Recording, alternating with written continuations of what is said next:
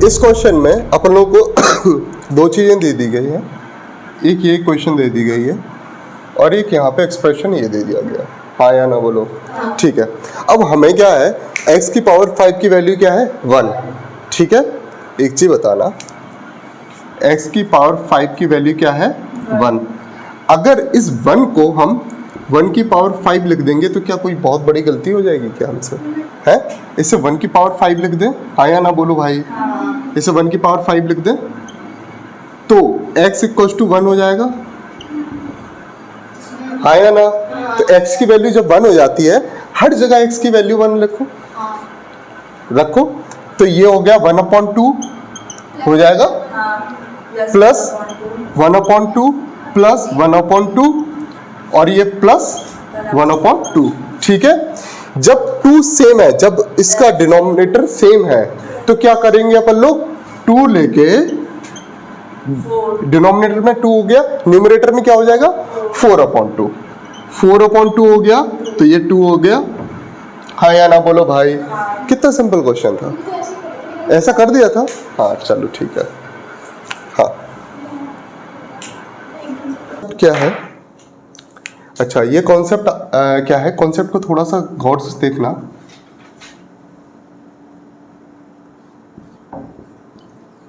इसे थोड़ा दिमाग में रखोगे तो क्वेश्चंस अच्छे से बनेंगे।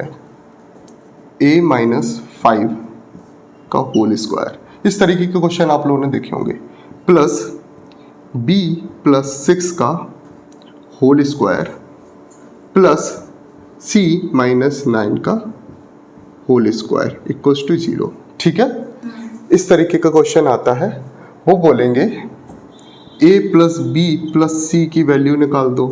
ठीक है, तो हमें सबसे पहले एक चीज बताओ कि ए बी सी की वैल्यू भी पता होनी चाहिए। हाँ या ना? तो ए बी सी की वैल्यू कैसे निकालें, तो हमेशा एक चीज का ध्यान रखना, जब भी कोई भी एक्सप्रेशन हो, उस एक्सप्रेशन का स्क्वायर हो, उसकी वैल्यू किसके बराबर हो, 0 के बराबर।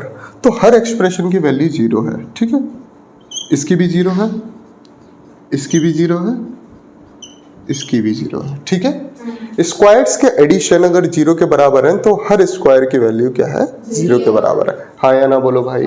ठीक है, अगर a-5 की वैल्यू अगर 0 है तो क्या हम ऐसे लिख सकते हैं कि a-5 इक्वल्स टू 0? हाँ, तो a की वैल्यू कितनी हो जाएगी बेटा, +5। ठीक है, हाँ, अगर इसमें क्या लिख सकते हैं, b+6 की वैल्यू क्या है, 0 के बराबर, तो b की वैल्यू क्या है, -6, और c-9 की वैल्यू 0 के बराबर है, तो c की वैल्यू क्या है, +9। बोलो हाँ या ना?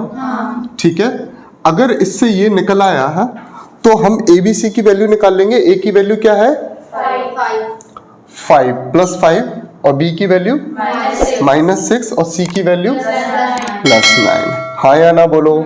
ठीक है, तो ये क्या हो गया, -1 और ये क्या हो जाएगा 8।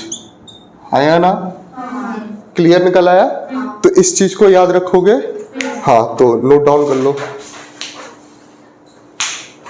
हाँ ठीक, हमारे पास 2 इक्वेशन है, ये है और फिर इसके बाद ये एक्सप्रेशन हमें फाइंड करना है। ठीक है, हमारे पास इक्वेशन क्या बोलती है, x² + y² + z² minus 4x + 6y minus 12z + 49 equals to 0। इसके लिए हमें क्या निकालना है, हमें निकालना है x + y + z का होल स्क्वायर की वैल्यू। इसके लिए हमें क्या फाइंड करना पड़ेगा, सबसे पहले x, y और z की वैल्यू, है ना। x, y और z की वैल्यू तो हमारे पास है नहीं ना। ठीक है, अब हमें कैसे फाइंड करेंगे x, y, z की वैल्यू, देखो गौर से देखो। सबसे पहले क्या करेंगे, x² लेंगे तो x का ही कोफिशिएंट लेंगे, -4x ले लिया। ठीक है, अब मुझे एक चीज बताओ, a + b का होल स्क्वायर या a - b का होल स्क्वायर कैसे खोलते हैं अपन लोग, ये बताओ मुझे। a + b का होल स्क्वायर कैसे खोलते हैं, बोलो जल्दी से।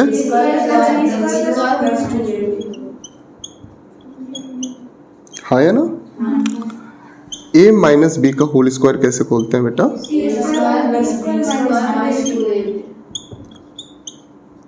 हाँ या ना?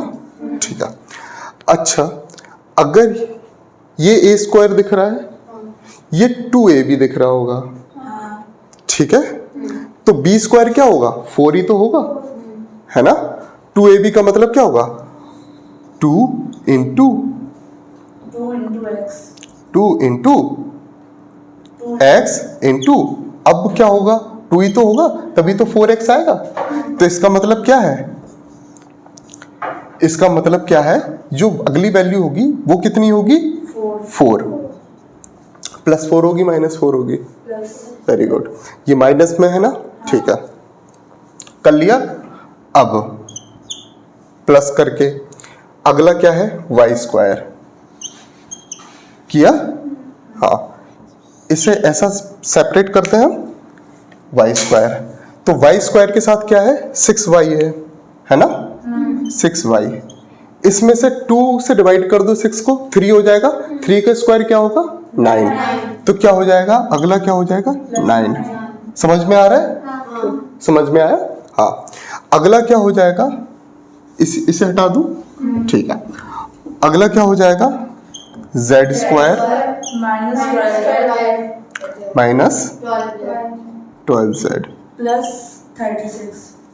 +36 हो जाएगा, इक्वल्स टू 0।